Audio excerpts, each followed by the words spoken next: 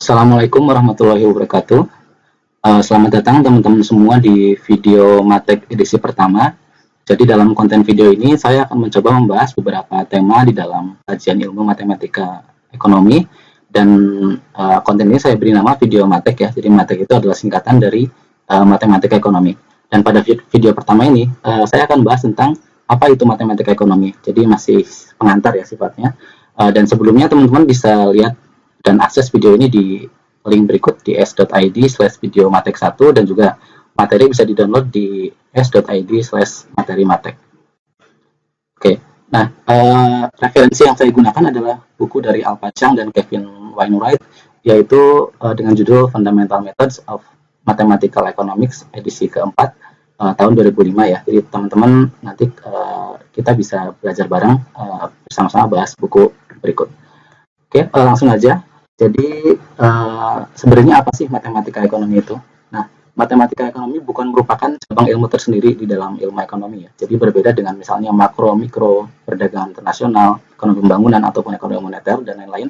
Jadi matematika ekonomi merupakan salah satu pendekatan analisis ekonomi ya. Jadi lebih ke tools, lebih ke alat analisis yang digunakan di dalam berbagai macam kajian ilmu ekonomi.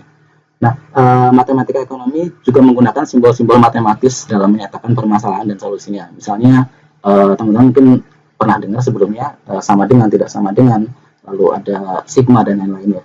Nah, menggunakan diaplikasikan dalam berbagai macam cabang ilmu ekonomi ya, seperti yang saya sebutkan sebelumnya. Dan matek juga dapat digunakan untuk menjelaskan kasus-kasus teknis matematis dengan pendekatan matriks, kalkulus, diferensial, dan lain-lain yang akan kita bahas di video-video selanjutnya.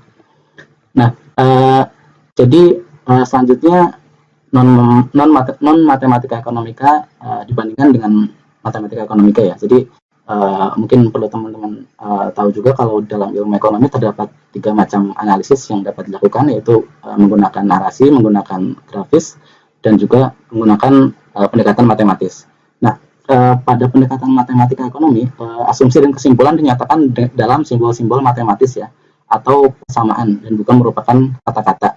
Jadi kita bisa melihat suatu kesimpulan yang ringkas ataupun suatu asumsi yang ringkas di dalam bentuk matematika ekonomi.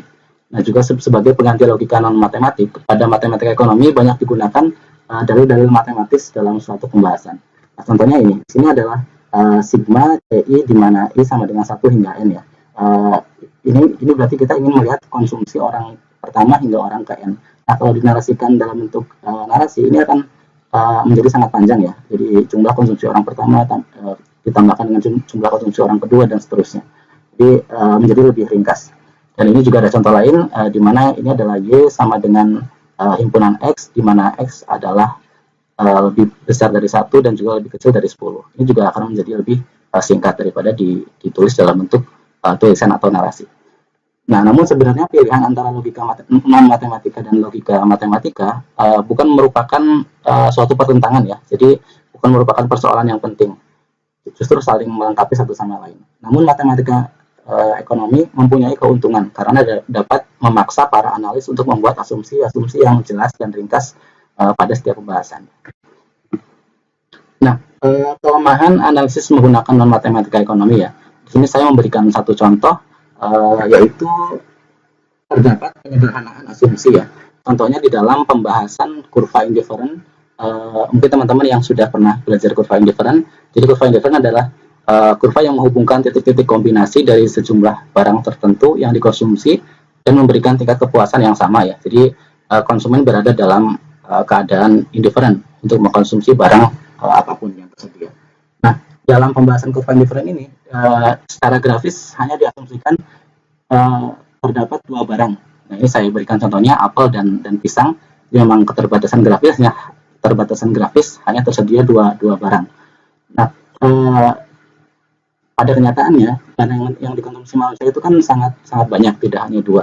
Nah, ini merupakan menjadi salah satu bentuk keterbatasan analisis non-matematika ya. Nah, dalam matematika ekonomi, bila mendapatkan kasus dengan 3, 4, ataupun sejumlah N barang, maka kita bisa menggunakan persamaan yang lebih fleksibel ya. Contohnya ini, Misalnya kita mengukur utilitas. Utilitas adalah fungsi dari utility barang pertama, barang kedua, barang ketiga, dan seterusnya. Oke, keunggulan matematika ekonomi. Nah, di sini saya memberikan beberapa gambaran keunggulan analisis menggunakan matematika ekonomi. Yang pertama, bahasa yang digunakan di dalam matematika ekonomi lebih ringkas, seperti tadi yang telah saya contohkan, dan juga kaya akan dalil-dalil matematis sehingga mempermudah pemakaiannya. Selanjutnya juga mendorong kita untuk menyatakan asumsi-asumsi secara jelas sebagai suatu prasyarat untuk menggunakan dalil-dalil matematis agar terhindar dari asumsi implisit yang tidak diinginkan. Dan terakhir, matematika ekonomi juga memungkinkan kita untuk menyelesaikan kasus dengan jumlah n variabel ya, jadi tidak terbatas hanya 2 variabel saja. Nah, terakhir di sini saya ingin memberikan gambaran bahwa matematika ekonomi dan ekonometrika merupakan dua hal yang berbeda ya. Jadi matematika ekonomi tidak sama dengan ekonometrika. Nah, alasannya apa? Jadi ekonometrika itu membahas tentang observasi empiris yang menggunakan estimasi dengan metode statistik dan pengujian hipotesis ya. Jadi ekonometrika merupakan salah satu bentuk statistik inferensial di mana ada pengambilan keputusan dan uji hipotesis di dalamnya yang tentu terikat dengan aturan-aturan statistik dan terkait dengan tema-tema ekonomi tentunya ya, karena memang kajiannya ekonometrika. Nah, sedangkan matematika ekonomi membahas tentang penerapan matematis pada aspek-aspek teoritis ini dari analisis ekonomi tanpa mempedulikan masalah-masalah statistik seperti kesalahan pengukuran variabel yang sedang dipelajari. Jadi sederhananya matematika ekonomi merupakan pengaplikasian model-model matematika di dalam ilmu ekonomi. Oke, cukup sekian dari saya. Semoga bermanfaat. Selanjutnya, video kedua nanti akan membahas tentang unsur-unsur dalam model matematis. Terima kasih. Wassalamualaikum warahmatullahi wabarakatuh.